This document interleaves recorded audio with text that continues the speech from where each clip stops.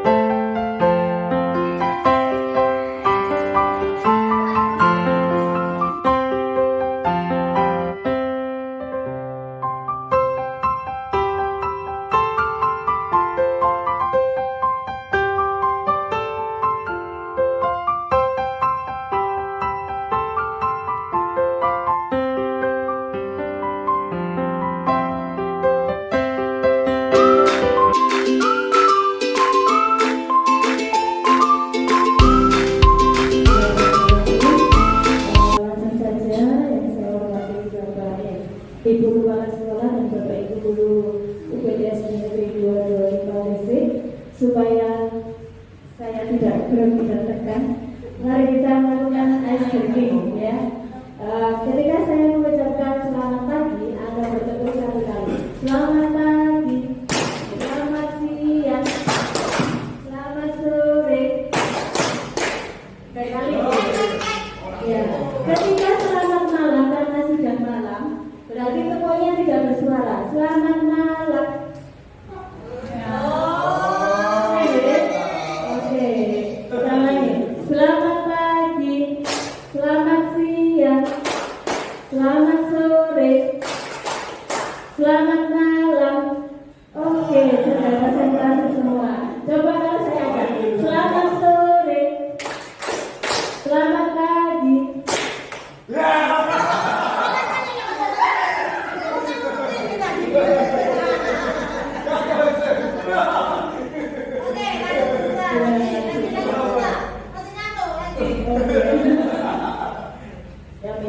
Selamat siang, selamat pagi, selamat malam.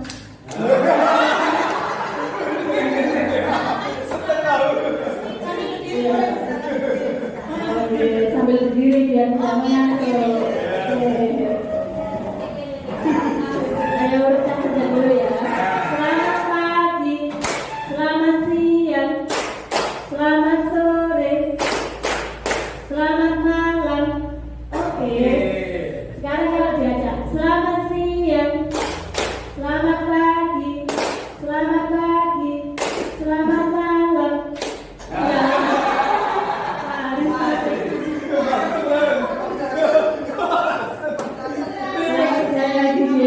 Selamat sore, selamat siang, selamat siang, selamat malam. Oke. Kita langsung masuk ke materi. Saya melanjutkan apa yang disampaikan oleh Bu Wahyu tadi. Sebelumnya saya mohon maaf, bukan saya yang sifat apa ya Bu Guru. Kita berbagi praktik baik pengalaman kita dalam mengikuti pendidikan guru penggerak. Ternyata setelah kita terjun masuk di dalam pendidikan guru penggerak, banyak sekali ilmu yang ternyata masih belum kita sadari. Di antaranya ada teori motivasi, hukuman dan penghargaan serta restitusi. Next, di sini teori motivasi perilaku manusia itu ada 3. Yang pertama seperti dicontohkan Bu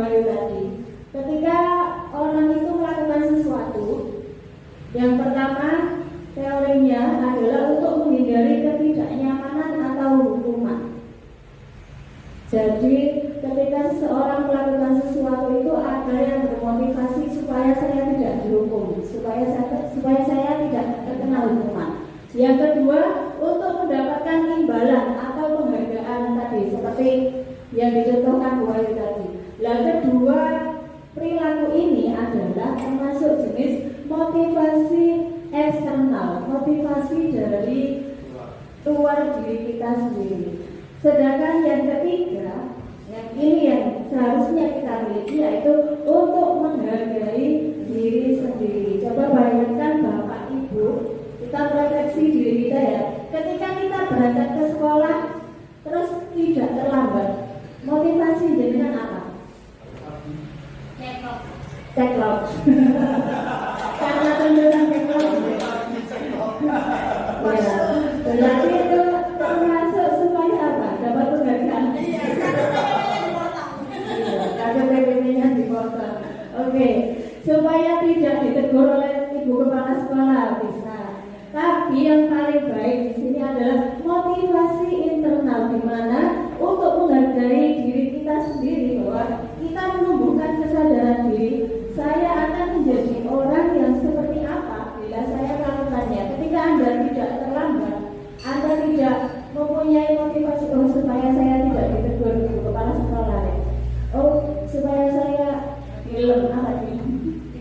dipuji, ya, supaya saya dipuji, saya orang paling rajin di sekolah ini, gitu. Bukan untuk itu. Jadi di sini teori motivasi yang ketiga itulah yang seharusnya kita punyai untuk menghargai diri sendiri. Ketika kita menghargai diri sendiri, kita tahu kita itu kepingin jadi manusia yang seperti apa sih. Di dalam pelajaran menurut Ki Dewantara dalam pendidikan guru penggerak, yang menjadi kiblat di sini adalah filosofi Ki Dewantara, bahwa merdeka itu artinya tidak terlepas dari perintah, akan tetapi cakap untuk memerintah diri sendiri, bahwa kita ini sebenarnya tanpa tekanan dan tanpa tekanan dari luar itu seharusnya kita berhak merdeka untuk diri kita sendiri, ya. Merdeka.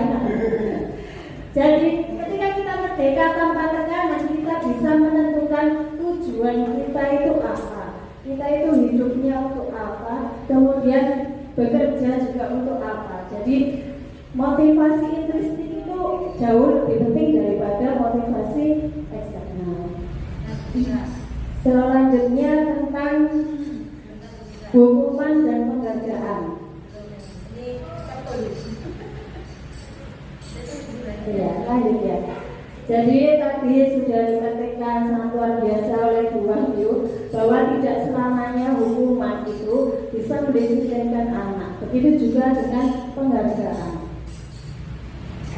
Hukuman dan penghargaan itu sama-sama motivasi eksternal, Bapak Ibu.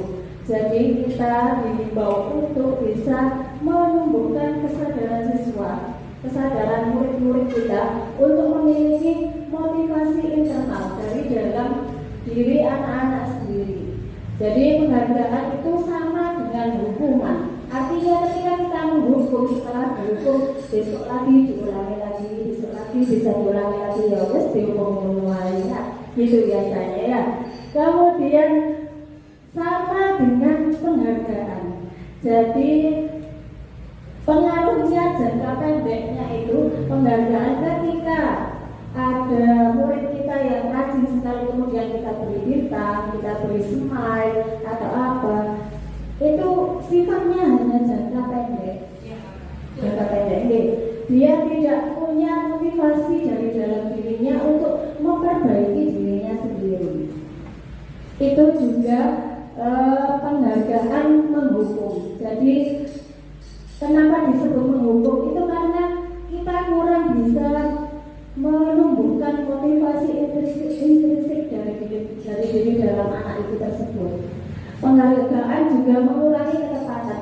Ada suatu cerita bahwa ketika di sini yang bernama Bu Evi, ada Bu Evi ketika mengajar di kelas 3 karena muridnya super calon profesor ya. Ketika baris di depan kelas itu semburat, tidak bisa rapi dan disiplin. Kemudian Bu Evi setelah memikirkan sesuatu dan mendapatkan ide, akhirnya Bu Evi mempunyai ide untuk memberikan coklat. Setiap anak yang bisa berbaris dengan rapi akan diberikan coklat. Kemudian setelah itu sehari, 2 hari, 1 minggu, 2 minggu coklatnya Bu Evi habis. Iya. Selain coklat juga ada stiker smile dan lain-lain.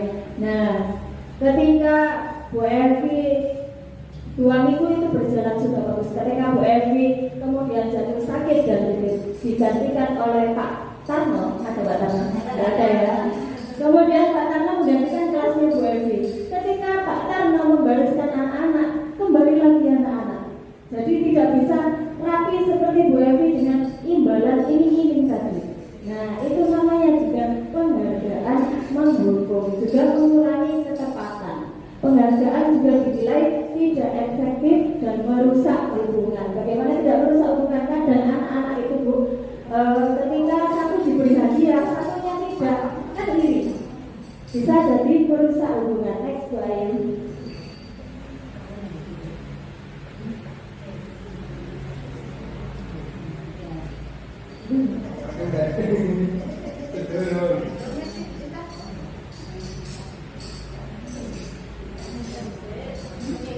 Ya, penghargaan juga menurunkan kualitas. Satu dari cerita, ada seorang wartawan yang meliput sebuah berita, kemudian diberikan penghargaan dengan seorang wartawan yang benar-benar ingin mencari berita yang sedang in. Itu menunjukkan bahwa yang sudah diberikan penghargaan itu tidak bisa berkembang. Penghargaan juga mematikan kreativitas dan mengurangi motivasi intrinsik. Next. Dalam memberikan apresiasi, seharusnya apa yang harus kita lakukan? Kalau hukuman tidak boleh, penghargaan tidak boleh, berarti kita bisa memberikan penguatan kepada anak didik kita secara khusus, secara pribadi, bahwa yang kita pelajari di sini adalah anak-anak itu mempunyai keunikan masing-masing. Oke, Bapak Ibu guru adalah seorang petani dan anak-anak itu adalah benih-benih yang masih belum tumbuh. Jadi kita tidak bisa merubah ketika benih itu benih padi terus kita kepengen munculnya melon, justru tidak bisa ya. Jadi kita hanya bisa mengarahkan, menuntun anak-anak didik kita supaya bisa berkembang dengan baik. Kemudian memberikan pengakuan kepada semua murid secara bergantian. Tidak ada yang ranking 1 saja, ranking 2 saja, ranking 3 saja. Setiap anak pasti mempunyai keunikan.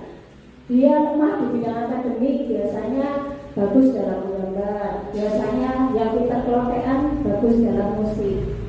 Kemudian kita juga harus memberikan penguatan itu secara konsisten dan tidak pilih kasih. Kita fokus pada proses pertumbuhan anak-anak tersebut. Lanjut Bu Wahyu.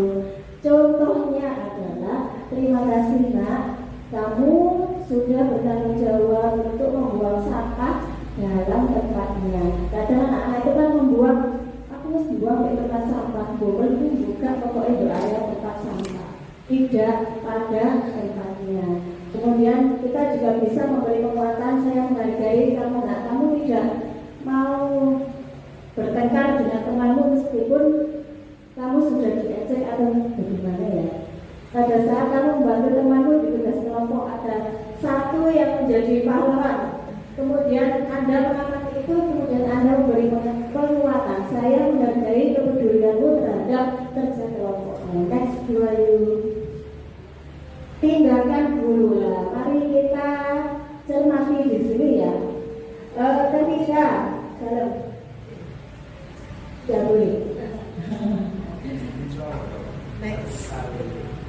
kita bedakan antara hukuman dan konsekuensi. Kalau hukuman itu biasanya bersifat menyakiti fisik ataupun psikis anak. Ketika hukuman itu diberikan, ya Beda dengan konsekuensi. Kalau konsekuensi kita membuat kesepakatan bersama bahwa ketika kamu terlambat, kamu harus membaca halaman sekian sampai sekian, misalkan begitu. Kita menyepakati dengan murid, beda dengan hukuman. Coba Bapak Ibu, yang pertama mencatat 100 kali di dalam buku kalimat saya tidak akan terlambat lagi, saya tidak akan terlambat lagi sampai penuh. Apakah itu termasuk hukuman atau konsekuensi? Hukuman. Oke. Slide yang kedua, lari mengelilingi lapangan basket 2 kali. Wah, ini biasanya ya, karena terlambat hadir ke sekolah. Termasuk hukuman apa konsekuensi? Hukuman, bagus sekali. Kemudian murid diminta push up 15 kali karena tidak menggunakan masker waktu COVID. Hukuman. Menggantikan kertas tugas teman yang telah dicoret-coret. Konsekuensi. Membersihkan tumpahan air di meja tulis karena tersenggol saat belajar. Konsekuensi. Bagus sekali Pak Aris. Murid disuruh untuk mengenakan sepatu seharian di sekolah karena tidak mengenakan sepatu hitam. Murid tidak. Oh, itu tidaknya hilang mungkin deh. Murid disuruh untuk tidak mengenakan sepatu.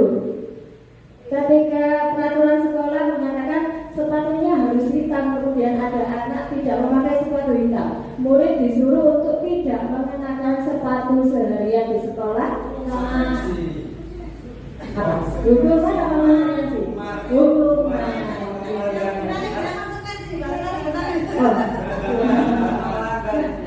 Yang terakhir, lari mengelilingi lapangan basket 2 kali karena terlambat 10 menit di pelajaran biasa.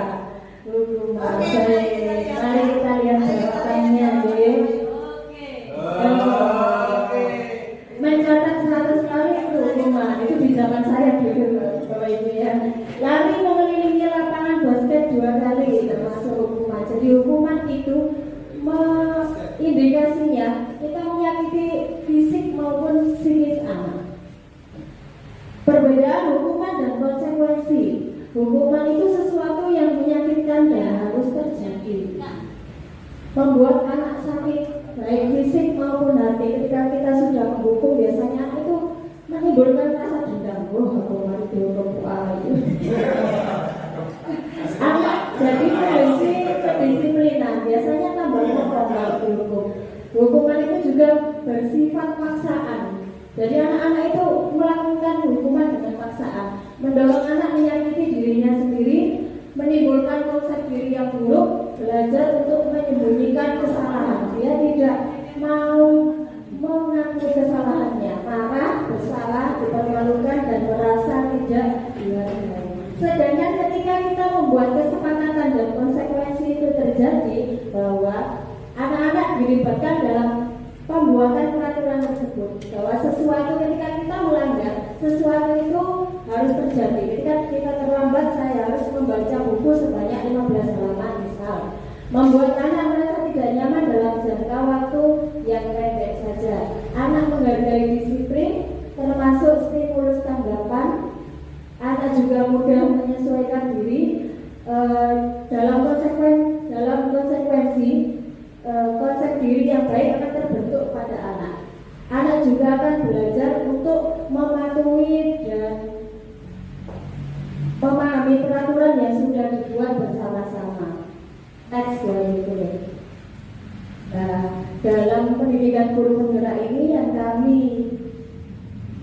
ingin kenalkan adalah selain hukuman dan penghargaan, di sini kita akan mengenalkan restitusi. Apa sih restitusi itu? Proses menciptakan kondisi bagi murid untuk memperbaiki kesalahan mereka. Jadi kita berusaha untuk menyadarkan murid sehingga mereka bisa kembali pada kelompok mereka dengan karakter yang lebih kuat.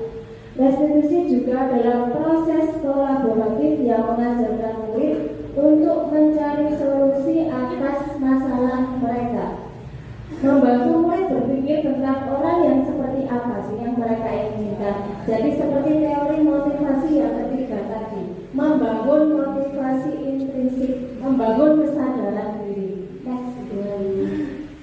Nah, ketika tadi kita menerapkan kedisiplinan dengan hukuman dan penghargaan, kita bisa lihat tabel berikut ini. Ketika kita menghukum, itu identitasnya sudah gagal. Kenapa Bapak Ibu? Karena sesuatu yang menyakitkan itu terjadi, tidak nyaman, anak-anak merasa tidak nyaman, korban mendapatkan keadilan, murid tapi tersakiti. Banyak sistem tidak akan berjalan bila murid tidak takut, jadi hanya menakut-nakuti saja. Berlaku hanya pada sebuah institusi. Peraturannya adalah kamu harus. Jadi anak itu didoktrin, tidak menemukan jati dirinya sendiri.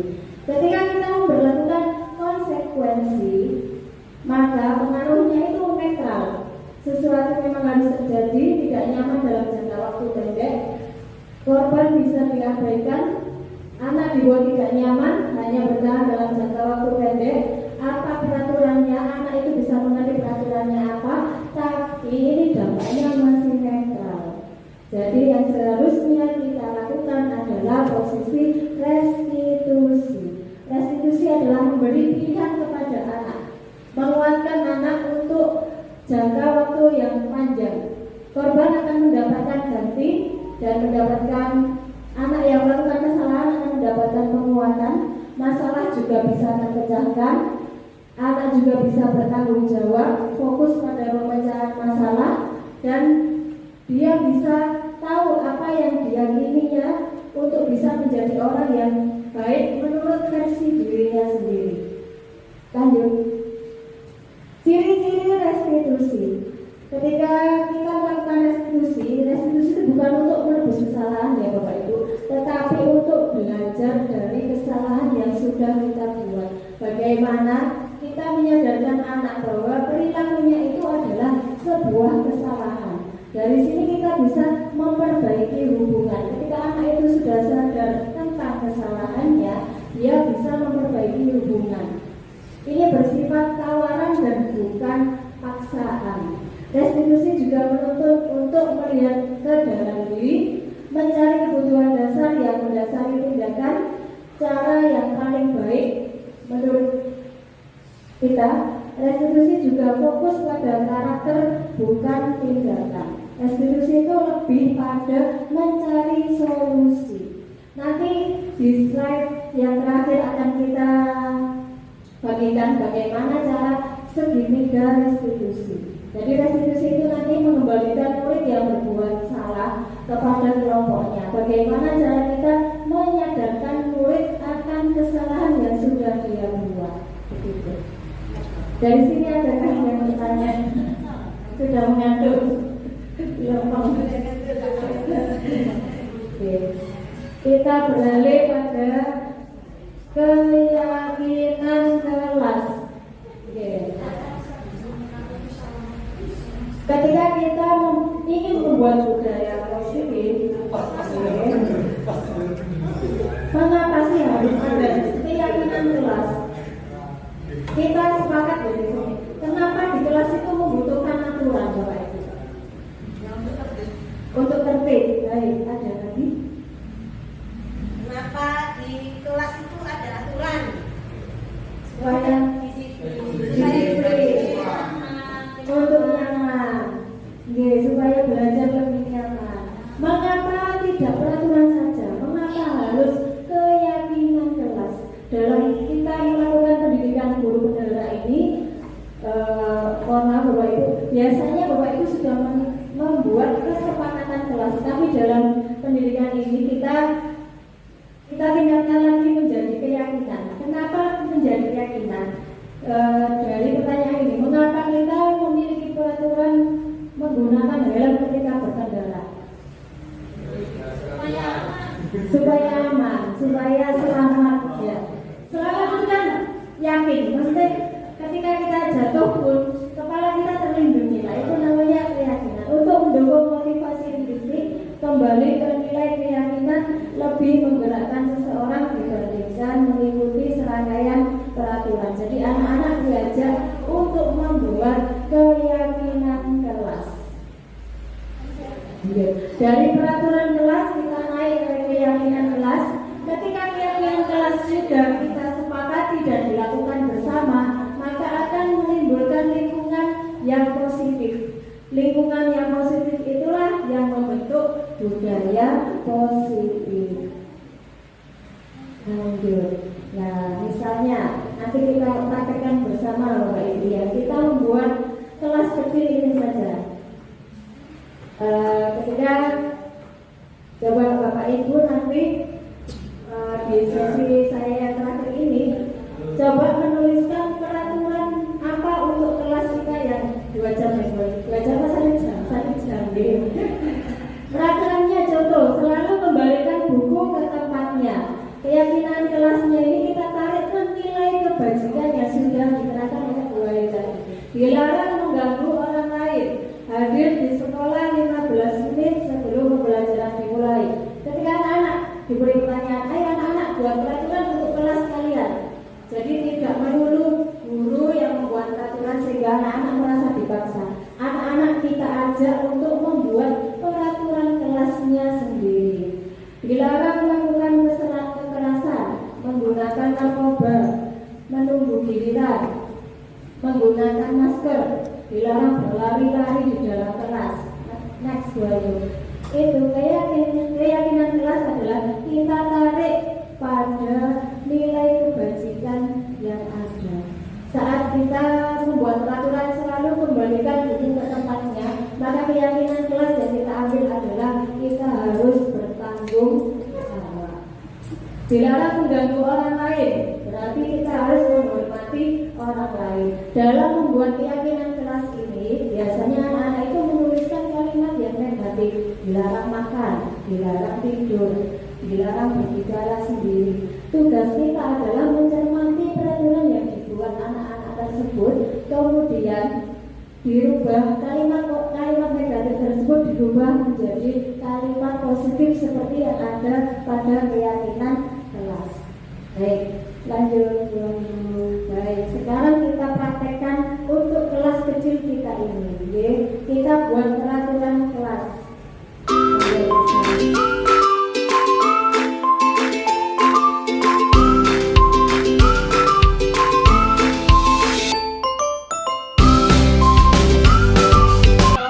Warahmatullahi wabarakatuh. Saya Zazilatul Umaro, guru UPT SD Negeri 238 Gresik. Saya akan memberikan refleksi terkait kegiatan desiminasi yang telah dilakukan oleh rekan sejawat saya, yaitu Ibu Harisma Hanif Masita. Budaya positif melalui keyakinan kelas yang telah disampaikan oleh Ibu Harisma Hanif Masita sangat memotivasi dan memberikan inspirasi untuk dapat saya lakukan dan saya terapkan di kelas saya dengan penuh semangat. Terima kasih. Wassalamualaikum warahmatullahi wabarakatuh.